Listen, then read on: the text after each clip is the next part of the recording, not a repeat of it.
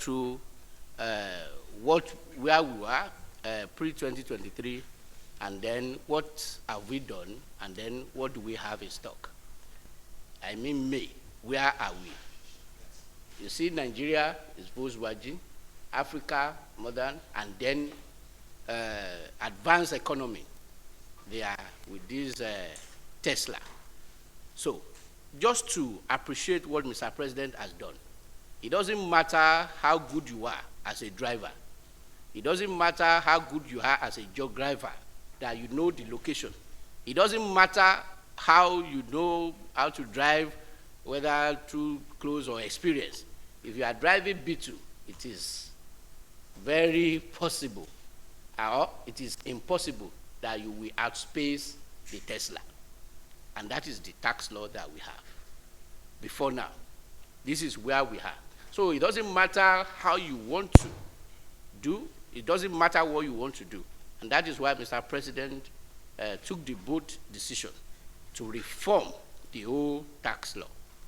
And the effort of that is just to make us move from using Volkswagen to Tesla, which by special grace of Almighty God, we will start effective January 1st, 2026.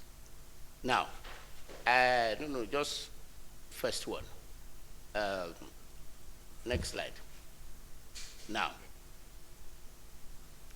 where are we just in time of overall in May 2023? You see the first one, that we have negative trade balance.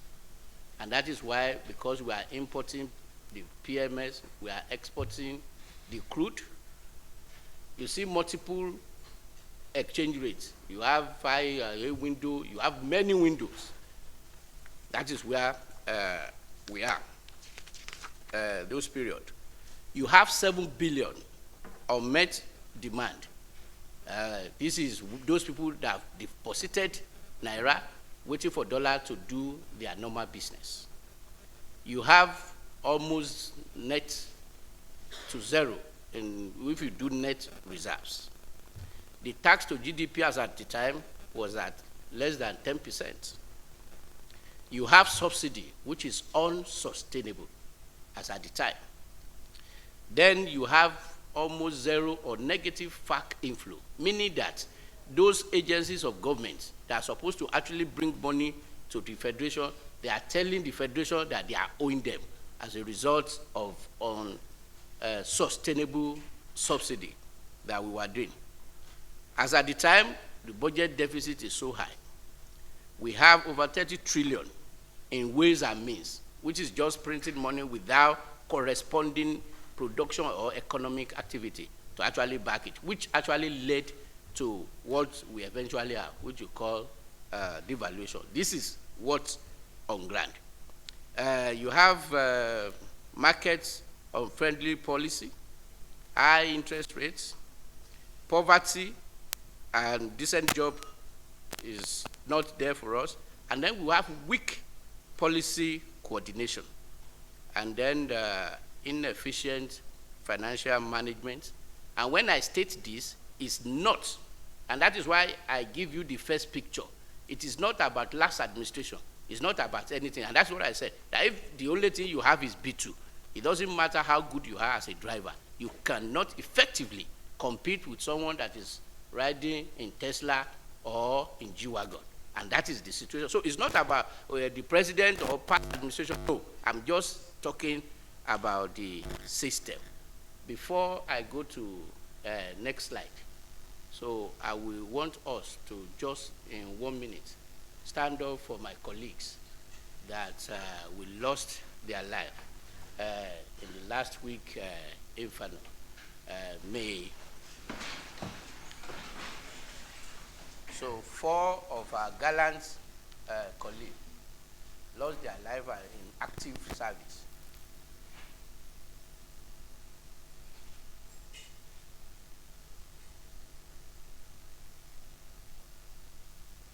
I pray Almighty God accept their souls and protect their family and bless Nigeria. Thank you.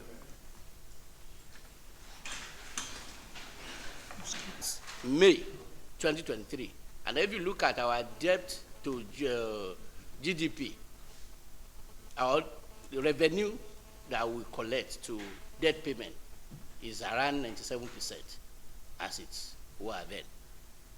And Mr. President took the bold decision that this cannot continue. I cannot continue to train driver or constructing the road when the only thing I have is P2. So the only thing to do is, first of all, to change the vehicle. And that is the essence of reform. Though painful at the beginning, but we begin to see the results. If you see the one I painted in green, you will see today that we are having trade surplus as far as balance of payment is concerned. Today you have unified exchange rate. And what has that one done for us? You will see it in this level.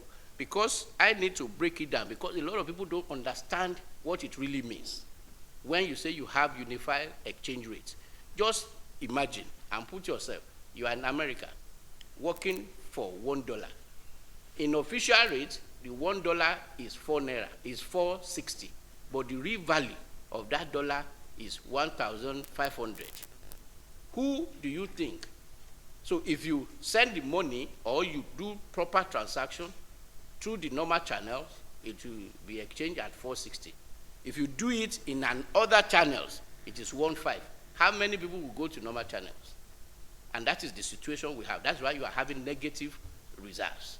Because nobody, even those that legitimately are earning this foreign exchange that should help our reserves, refuse, because the currency is not expressing its own, the currency is not really expressing their own value. And that is what you see. Forward says, like what we have 7 billion of Met cleared. You don't hear about airports that they've paid, their money is trapped in Nigeria, they are stopping. This is what reform has brought. Today, tax to GDP is around 13.5%.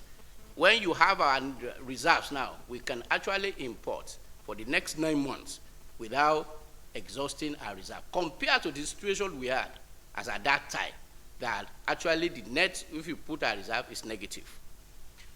Wasteful subsidy has gone, and it has gone forever.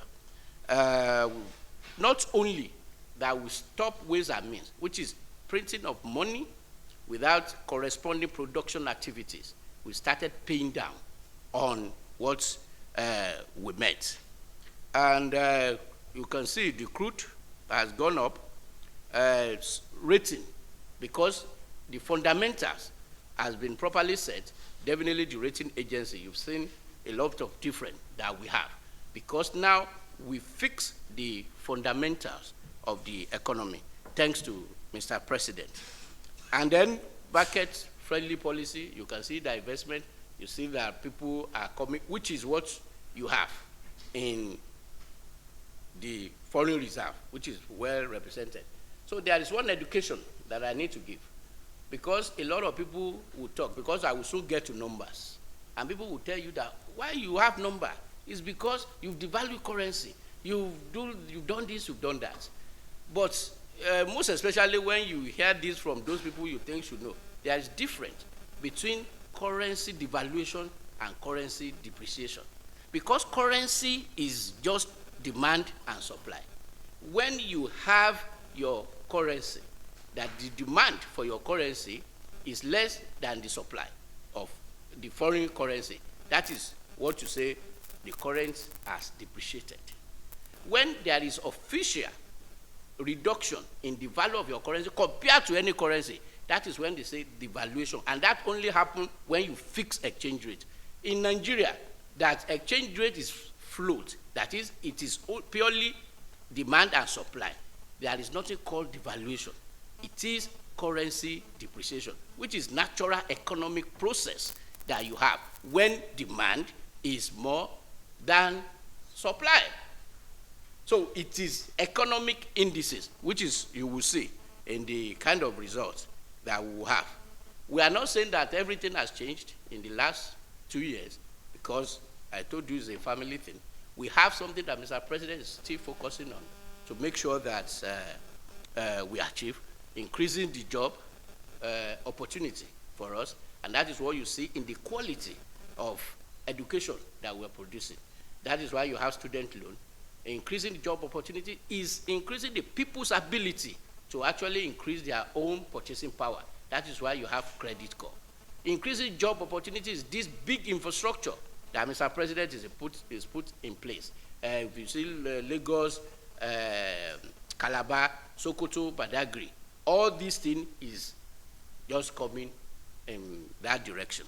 Now, we need to know, because a lot of questions I hear, a lot of people ask, is that they just ask questions, are you better than the way you are 2 years ago?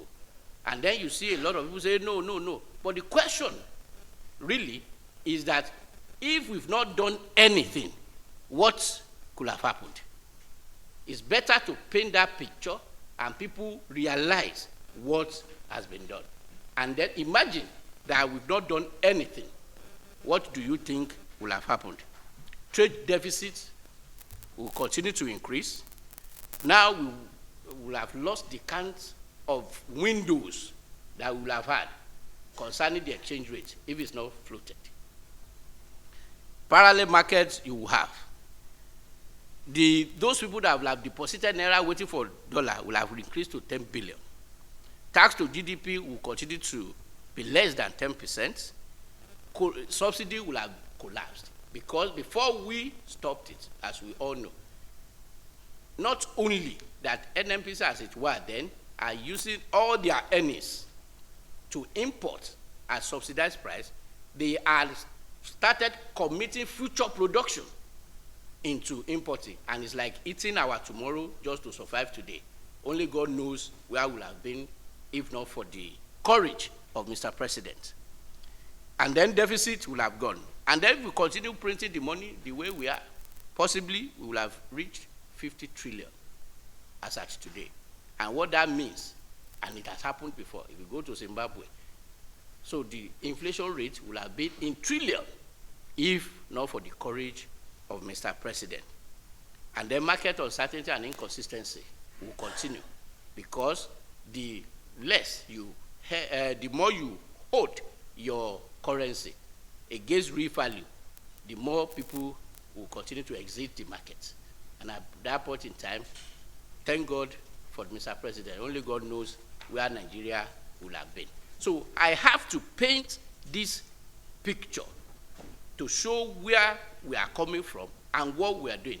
And just to put it, it's like you made the building you want to lay you want to rebuild, and then you have to lay the foundation, remove the roof, and try to extract what are the good material in those buildings. That is what Mr. President has been doing in the last 2 years, which we've seen the result. This is overall for fiscal landscape that we met on ground, what we've done, and what it could have been. Imagine we've not done that. Now, just to come back and put figure to it, because this is the core. If you look at what we have here,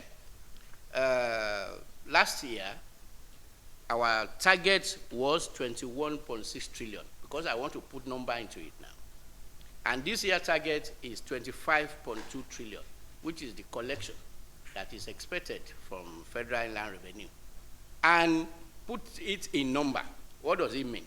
It means that I must, to meet this target, I must always collect minimum of 16.4% more than what I collect the same minute, the same seconds, the same hour, the same day, the same month last year.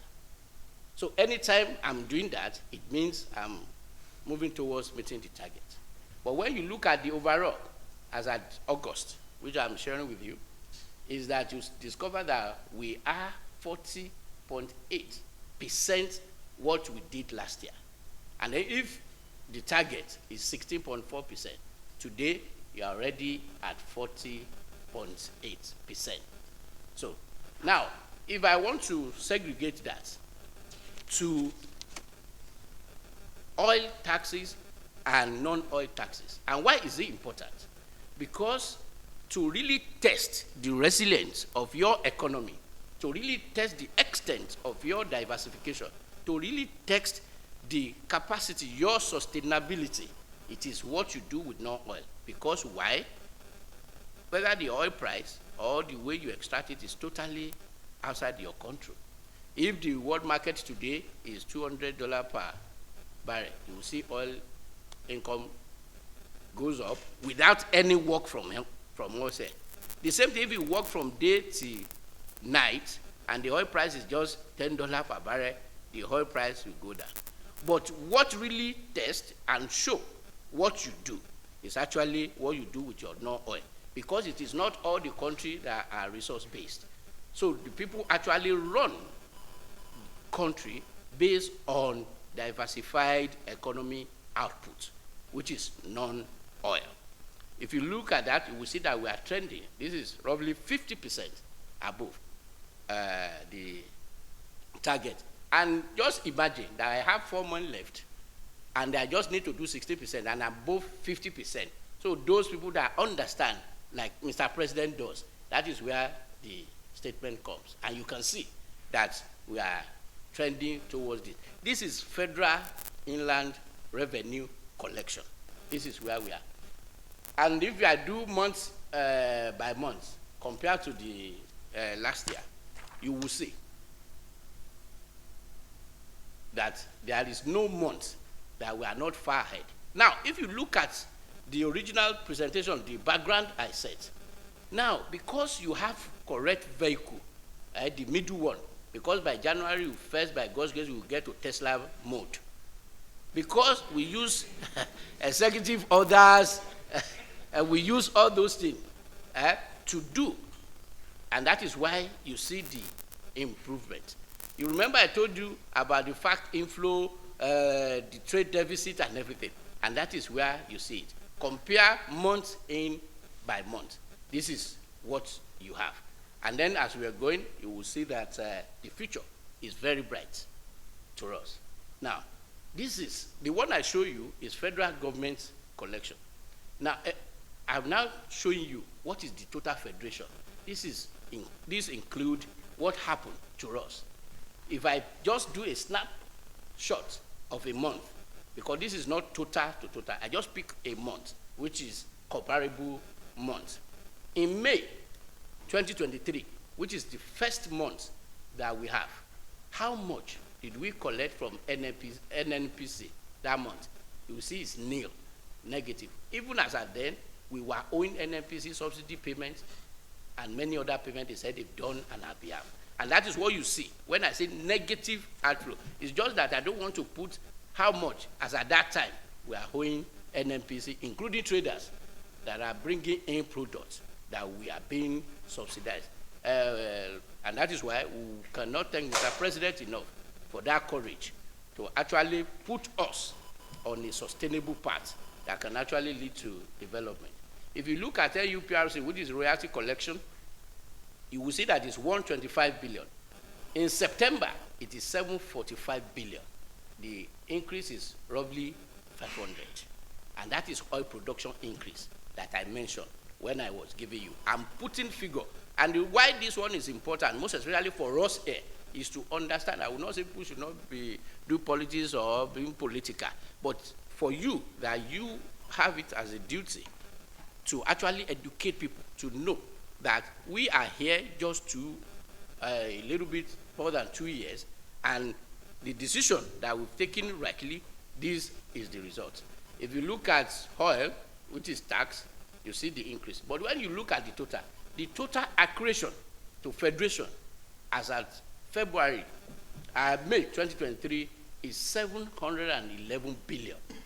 That is what we meant. As of September, which is last month, you see the total accretion is 3.6 trillion. That is increase of 411%, which is just as a result of the economic reform decision that Mr. President has taken. And then when you look at this, you say, oh, how, what happens? And that is what you hear. whether you are in state government and everything, go check. I was Commissioner of Finance before. They used to come to Abuja to say bailout for them to be able to pay salary, not infrastructure. I don't know, you are the one writing paper and everything. How many of these state governors have you heard that they even come for bailout, even loan? Because if you look at this one, there is no state government, including federal government, that are not collecting more than double of what we've had. Now, if I put it in just in graphs, you will see. And then, why is this why is it good news for us? Like I explained to you, that the only thing that tests the resilience or sustainability of any nation is the extent of your diversification. How much can you actually generate from what you do that are within your control. If you see the bar, you will see non-oil. In May, if you check, we have 150 billion from non-oil in May 2023. From non-oil in September 2025, we have 1 trillion. 1 trillion. And that is the effect of people believing and trusting in your system. People believing and trusting that your economy plan is in the right direction. And that is what you see in what we have here. And that you see the report that just came out from the Bureau of Statistics about the growth in GDP. This is where it is being measured. And these are the figures that I will not lie. And you see, for the first time in the history, the sharing last month for all the states stood at 2.2 trillion. And to put it in perspective, the total revenue that we had when we came, if you look at it, is 700. That is the beginning. Now, you can see the movement, which is the result of what we're doing. Now, so how are we doing it? That is what I've just explained. What we've done using executive order just to put us into that car after the B2. And then with your help, we've now put ourselves in Tesla mode. By God's grace, effective January 1, we will be in Tesla mode. And that is what you see. That by that time, we'll have harmonized all the taxes, reduction in corporate tax rates, budget and spending reforms. Mr. President just finished meeting now with National Assembly to make sure that now that the fundamental is set, how do we have or continue to have the budget that works for all Nigeria? So what should we expect? Like I said, for businesses, you see them there, for household and for government. Most importantly, if you look at number 3, for government, we will have fiscal sustainability, which is what actually tests the strength of any viable nation. Thank you very much. I will now open for questions or any specific thing.